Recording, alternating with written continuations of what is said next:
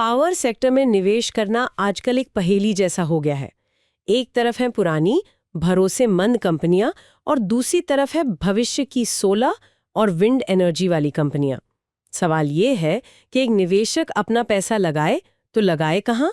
लेकिन क्या हो अगर कोई कंपनी इन दोनों दुनियाओं में पैर रखकर चल रही हो? तो आज हम एक ऐसी ही दिलचस्प कंपनी को गहराई से समझेंगे, टोरेंट पावर। हम उनकी 31 दिसंबर 2025 को खत्म हुई तिमाही के नतीजों को बारीकी से देखेंगे और हमारा मकसद सिर्फ नंबर पढ़ना नहीं बल्कि कंपनी के इन्वेस्टर प्रेजेंटेशन से वो बातें निकालना है जो एक इक्विटी निवेशक के लिए सबसे ज्यादा मायने रखती हैं। बिल्कुल, और ये साफ कर दें कि हमारी ये पूरी बातचीत कंपनी के दिए हुए आधिकारिक आंकड़ों और प्रेजेंटेशन पर ही आधारित है।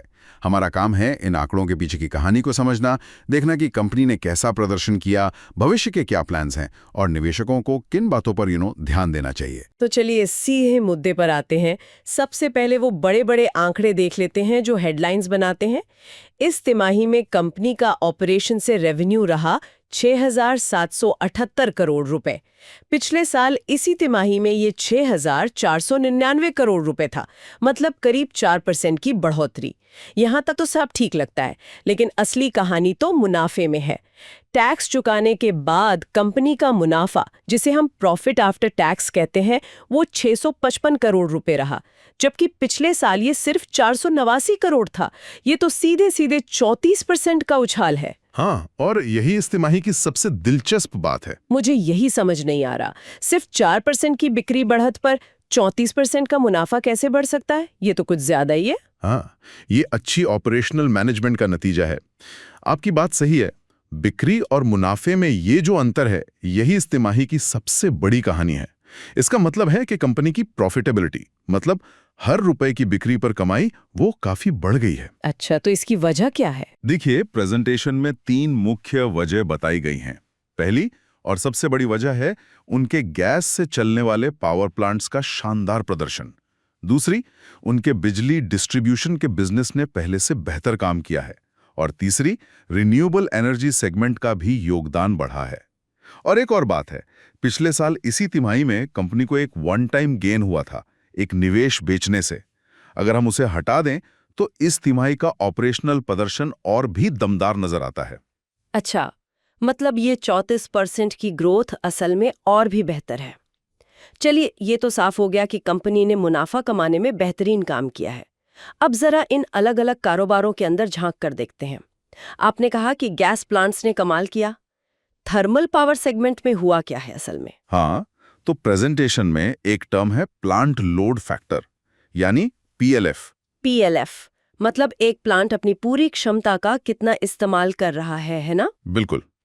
तो यहाँ सुगेन प्लांट का पीएलएफ पिछले साल सिर्फ 13% था और इस तिमाही में वो उछलकर 74% हो गया। 13 से 74%, मतलब एक फैक्ट्री जो पहले मुश्किल से चल रही थी अब लगभग पूरी रफ्तार से दौड़ रही है। जी, और यही वो नंबर है जो मुनाफे में उछाल की कहानी कहता है।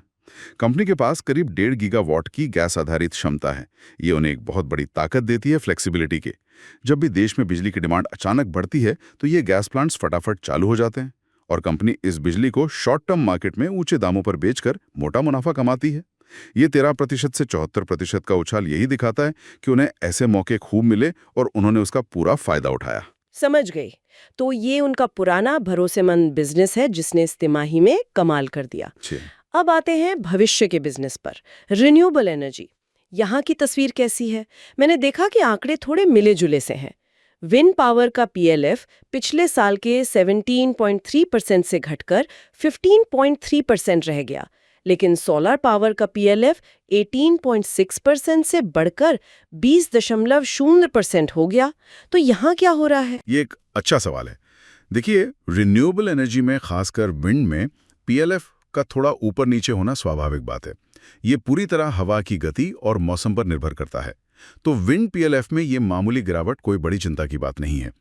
अहम बात यह है कि कंपनी का पूरा जोर इसी सेगमेंट को बढ़ाने पर है और सोलर का पीएलएफ बढ़ना एक अच्छा संकेत है कि उनके सोलर प्लांट्स अच्छा प्रदर्शन कर रहे हैं। ठीक है। और तीसरा और शायद सबसे स्थिर बिजनेस है पावर डिस्ट्रीब्यूशन का। यहाँ तो कंपनी ने कमाल ही कर दिया है।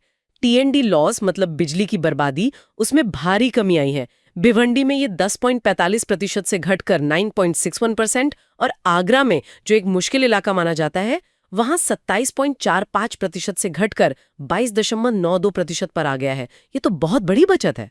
बिल्कुल। टी&डी लॉस कम करना सीधे सीधे कंपनी के मुनाफे में जुड़ता है।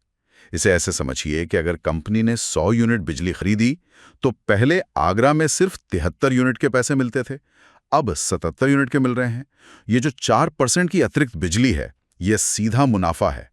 और ये आंकड़े सिर्फ बचत नहीं दिखाते, ये मैनेजमेंट की जमीनी स्तर पर काम करने की काबिलियत को दर्शाते हैं। आगरा जैसे शहर में चोरी और बर्बादी को इतना कम करना उनकी ऑपरेशनल कुशलता का सबसे बड़ा सबूत है। सही कहा, मौजूदा प्रदर्शन तो वाकई दमदार है। लेकिन एक निवेशक के लिए सबसे बड़ा सवाल होता है, ग्रोथ कहां से आएगी?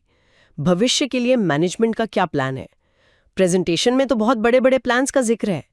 कंपनी अपनी कुल क्षमता को मौजूदा 5 गीगावाट से बढ़ाकर 11.6 गीगावाट तक ले जाना चाहती है, मतलब 2 गुने से भी ज्यादा। जी, और सबसे बड़ी बात यह है कि ये सारी ग्रोथ रिन्यूएबल एनर्जी से लाने का प्लान है। ये तो कंपनी का पूरा डीएनए बदलने जैसा है। आपने बिल्कुल सही शब्द इस्तेमाल किया, डीएनए बदलना। ये एक बहुत बड़ा रणनीतिक बदलाव है। वो एक पारंपरिक यूटिलिटी कंपनी से एक भविष्य की ग्रीन एनर्जी कंपनी बनने की राह पर हैं, लेकिन उनकी रणनीति सिर्फ सोलर और विंड प्लांट लगाने तक सीमित नहीं है, और यहीं उनकी असली ताकत छुपी है। वो कैसे? प्रेजेंटेशन में ग्रीन हाइड्रोजन और पम्प्ड स्टोरेज पावर पीएसपी जैसी नई तकनीकों का भी जिक्र है। कि पम्प्ड स्टोरेज आखिर है क्या और ये इतना जरूरी क्यों है? पम्प्ड स्टोरेज को आप एक तरह से प्रकृति की एक बहुत बड़ी बैटरी समझ सकते हैं। हम सब जानते हैं कि रिन्यूएबल एनर्जी की सबसे बड़ी समस्या क्या है, कि वो भरोसेमंद नहीं है। सूरज सिर्फ दिन में चमकता है और हवा हमेशा नहीं चलती, तो रात में बिजली कहाँ से आएगी? यहीं पम्प्ड स्टोरेज काम आता है। अच्छा। जब दिन में सोलर पावर सस्ती होती है तो कंपनी उस बिजली का इस्तेमाल करके पानी को एक ऊंची जगह पर बने तालाब में पंप कर देती है। फिर शाम को जब डिमांड बढ़ती है और सोलर पावर बंद हो जाती है तो उसी पानी को नीचे गिराकर टरबाइन से बिजली पैदा की जाती है। ये रिन्यूएबल एनर्जी को 24 घंटे उपलब्ध कराने का सबसे कारगर तरीका है। वाह, मतलब ये एनर्जी आर्बिट्राज जैसा है। सस्ती बिजली खरीदो, स्टोर करो और महंगी होने पर बेच दो। तो इसका मतलब कंपनी सिर्फ ग्रीन एनर्जी नहीं बना रही, बल्कि उसे भरोसेमंद भी बना रही है। बिल्कुल, और इसी में वो अपने गैस प्लांट्स को भी जोड़ देते हैं। तो उनके पास 3 चीजों का एक अनोखा मिश्रण बन जाता है। सोलर विंड से सस्ती एनर्जी, गैस प्लांट से फ्लेक्सिबल पावर और पम्प्ड स्टोरेज से एनर्जी को स्टोर करने की क्षमता। इस तिकड़ी के दम पर वो राउंड द क्लॉक यानी 24/7 ग्रीन और भरोसेमंद बिजली सप्लाई कर सकते हैं। और आज के बाजार में ये एक बहुत बड़ा कॉम्पिटिटिव एडवांटेज है। ये रणनीति सुनने में तो बहुत शानदार लग रही है, लेकिन इतने बड़े प्लान्स के लिए पैसा कहाँ से आएगा? क्या कंपनी भारी कर्ज के बोझ तले दब जाएगी? किसी भी निवेशक के लिए कंपनी की वित्तीय सेहत बहुत मायने रखती है। इस मामले में टोरेंट पावर कहाँ खड़ी है? आंकड़ों पर नजर डालें तो net debt to equity ratio सिर्फ 0.4x बताया गया है। जी, और net debt to EBITDA 1.41x। और रिटर्न ऑन इक्विटी ROE वो 18.4% है। ये आंकड़े बताते हैं कि कंपनी की बैलेंस शीट चट्टान की तरह मजबूत है।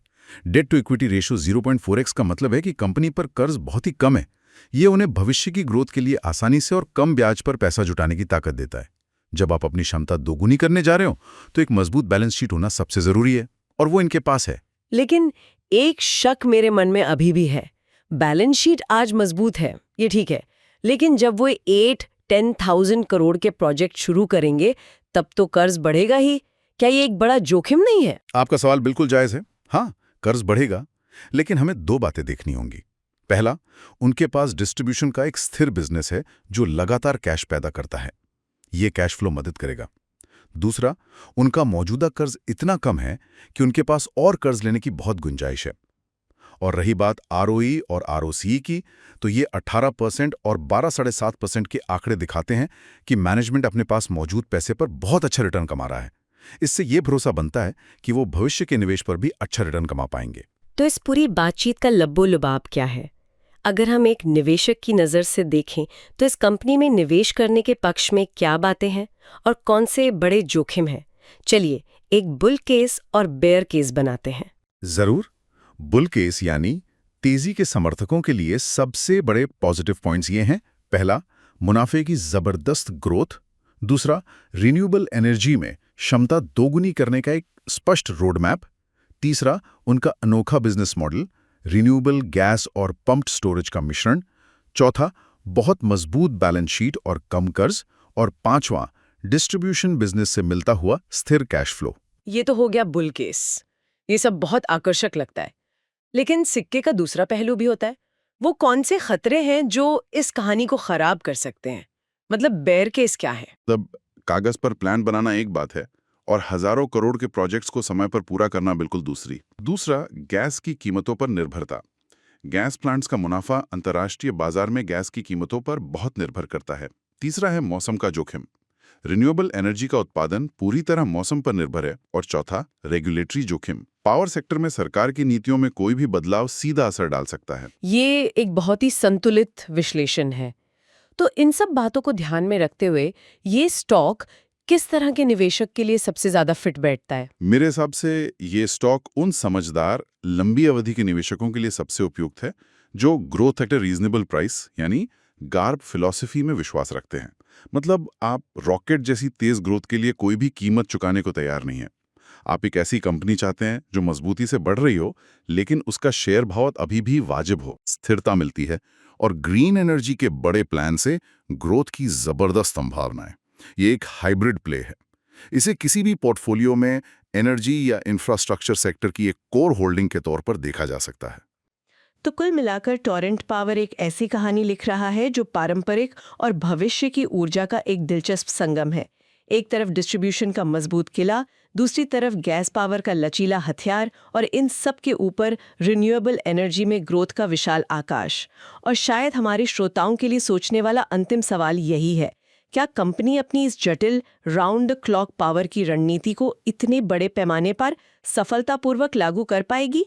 क्योंकि उनके प्लान्स जितने महत्वाकांक्षी हैं उतने ही चुनौतीपूर्ण भी है।